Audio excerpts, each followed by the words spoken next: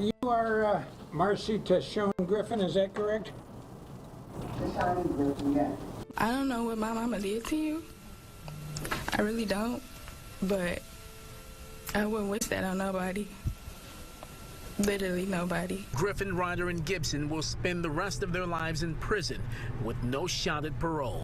This is the story of Julii Johnson, a 34-year-old woman who was killed by her boyfriend's ex-girlfriend, Marcy Griffin, and others. Marcy had dated Julii's new boyfriend in the past but could not get over him, so she recruited her own new and present boyfriend George Ryder and his friends to go kill Julii, her ex's new girlfriend. The reason was because Julii dated someone she dated in the past. Even though she already has a new boyfriend, she still wanted him back, and the only way was to kill the only person in the way, which was Julii Johnson. The crazy part of this story is how Marcy was able to convince her present boyfriend, George, and his friends to carry out murder on her behalf, knowing fully well her goal was to get back with Jimmy. Hello and welcome to Twisted Crimes. Subscribe and hit the like button for more stories. It's not just a random act. There was an orchestrated plan that, from what we can tell, was put together pretty elaborately, and it took a lot of work to sort out all the pieces and come to a resolution. Julii Johnson, an Oak Park, Michigan native, was a hardworking young mother to her one daughter, Kira. Friends and family say Julii was an outstanding mother and had a very close relationship with her teenage daughter, working very hard to maintain a roof over her and her daughter's head. Julii enjoyed her work as a customer service representative via telephone, which was perfect for her because she loved to communicate with people and help them with their needs, making their day that much better. It also helped that the job was well-paying, allowing Julii to take care of her daughter, pay her bills, and save up for a house. Julii wanted to be a homeowner and, by all accounts, she was very much a people's person. To know Julii was to love her. She had this infectious, joyous energy that radiated into others. As she settled into womanhood and became more stable, she began to yearn for a stable relationship. She even told family and friends that she wanted to fall in love, settle down, and eventually get married. In 2014, at the age of 32, Julii fell for a man she met in passing. The man was 42-year-old Jimmy Terrell Ladna. Julii was smitten with Jimmy. She couldn't stop talking about how fine he was and how much she was attracted to him. Eventually, the two linked up and began dating. By all accounts, Jimmy was a sweetheart. He was kind, generous, and had a charisma about him. He was articulate, intelligent, and owned a car wash in his old stomping grounds in Detroit, Michigan. Although Julii had her own place, she and Jimmy spent a lot of time together at his place, almost as if she lived there. Julii and Jimmy were in love, and by the end of 2016, they had been together for 2 whole years. One thing about Jimmy was that he had been with a lady named Marcy Griffin in the past. They were together for 17 years before they broke up. They also have 2 kids together. Unfortunately, they decided to go their separate ways at some point. By January 2017, Julii and her new boyfriend, Jim Terrell Latner, were enjoying their life together in Warren, Michigan. On January 13, 2017, a Friday, at 7:30 in the morning, 911 dispatchers received a call about a shooting in the Heritage Village subdivision of Warren, Michigan. A man was hysterically screaming because his girlfriend had been gunned down right outside his home. The man who made the call was 44-year-old Jimmy Terrell Ladna, and the victim was his girlfriend, 34-year-old Julii Johnson. EMTs rushed to the scene and saw Julii lying on the ground in her own blood near her vehicle, right outside Jimmy's condo complex near 13 Mile and Mound Roads. Julii suffered from several gunshot wounds to the torso and one in her forehead. They attempted to give her CPR but saw she was unresponsive, so they put her into the ambulance and rushed her to the nearest hospital. Jimmy was outside, distraught, yelling and cursing on the phone, telling someone what had happened. Police approached Jimmy and asked him to go into the back of their cruiser to ask him some questions. When there's a murder, the police always start by questioning the person closest to the victim, often a partner,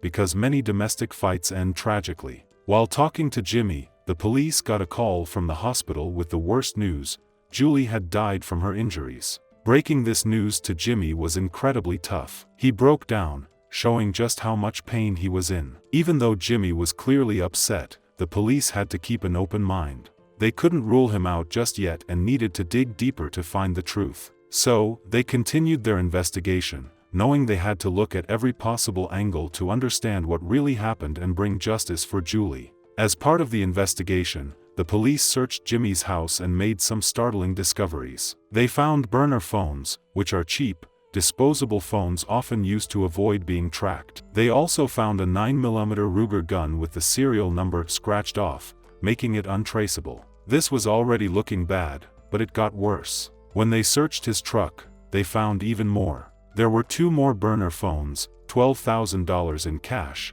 and some custom-designed hidden compartments. These compartments are usually something drug dealers use to hide drugs, weapons, and money. It was becoming clear to the police that Jimmy was involved in some shady business. They suspected he was laundering dirty money through his car wash business, making illegal money look clean and legitimate. Jimmy was already on probation for previous federal gun and drug charges, so finding all this illegal stuff was a big deal. Because he wasn't supposed to have any guns, the police arrested him right away for possessing a firearm as a felon. The investigation had to uncover whether Julii's tragic death was a direct result of Jimmy's actions or if she had become an innocent victim in a much larger and more dangerous game.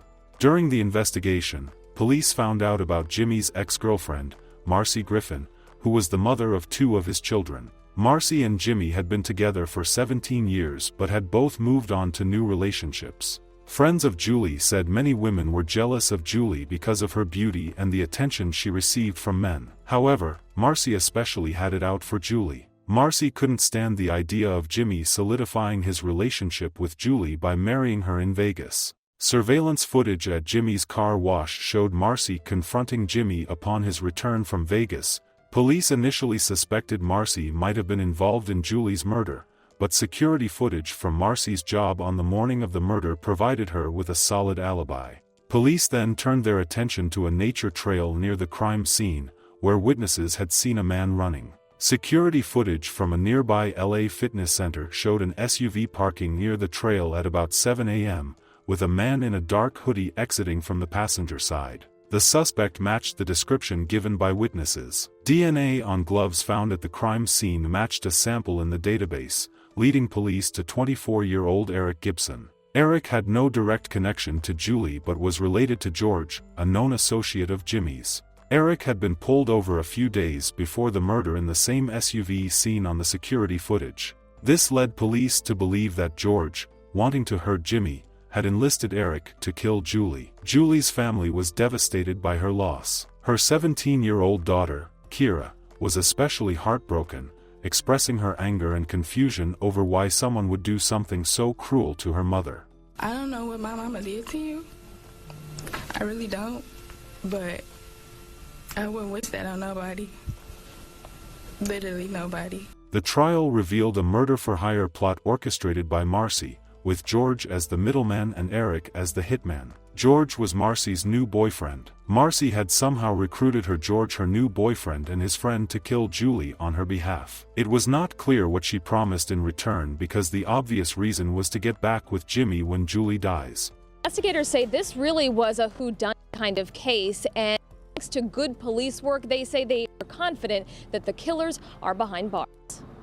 You are Marcy Griffin, is that correct? Marcy Griffin is the woman police believe was the mastermind behind the murder of Julii Johnson. Investigators say Griffin used to date Johnson's boyfriend and had expressed hatred towards her. That's why they believe Griffin enlisted the help of her current boyfriend, George Ryder, and another man to murder Johnson back on January 13th. Johnson, a 34-year-old single mom, was on her way to work when she was shot in the forehead and torso and killed. It's not just a random act. There was an orchestrated plan that, from what we can tell, was put together pretty elaborately, and it took a lot of work to sort out all the pieces and come to a resolution. Police say they have surveillance video from a business near the crime scene showing someone getting out of the passenger seat of an SUV a short time before the shooting and walking toward the scene. Soon after, that person can then be seen walking back to that SUV. Investigators believe it was being driven by Marcy Griffin's boyfriend, George Ryder. They believe Ryder's friend, Eric Gibson, is the one who pulled the trigger. Police also found work gloves near the scene. DNA testing came back as a match to Gibson. There was also a firearm that was located between the business where the suspect vehicle was parked and the suspect walked to the victim's residence to commit the crime. Investigators also looked into cell phone records. They determined Gibson and Ryder were in the area at the time of the murder and that Gibson had been in contact with Marcy Griffin. This has been the hardest thing I've ever had to do. I haven't heard my daughter's voice in 40 days, and I'm used to talking to her. I'm used to seeing her. I am so thankful to God that they have arrested the people that were responsible for taking my child from me. Ms. Johnson went on to say a big thank you to all the police and investigators who worked on this case. As for those suspects, all three of them are charged with first-degree premeditated murder. Marcy Griffin, and George Ryder, her current boyfriend, are being held without bond. The other suspect, the suspected gunman, Eric Gibson, is being held in Wayne County on an unrelated charge. This tragic story highlights the destructive power of jealousy and obsession, and the devastating impact it can have on innocent lives. Julii's family continues to mourn her loss, remembering her as a loving mother and a beautiful soul taken too soon. A lot of people still cannot understand how a woman can convince her boyfriend to go kill the girlfriend of her previous boyfriend, knowing fully well that she will leave her once the previous takes her back. All of it does not make any sense. No amount of punishment could bring Julii back. She was a shining light to her family. Her life was a symbol of hope and inspiration. But Marcy destroyed her. Our deepest condolences to the family of Julii Johnson. May her soul continue to rest in peace. Please stay safe out there and we will see you in the next video.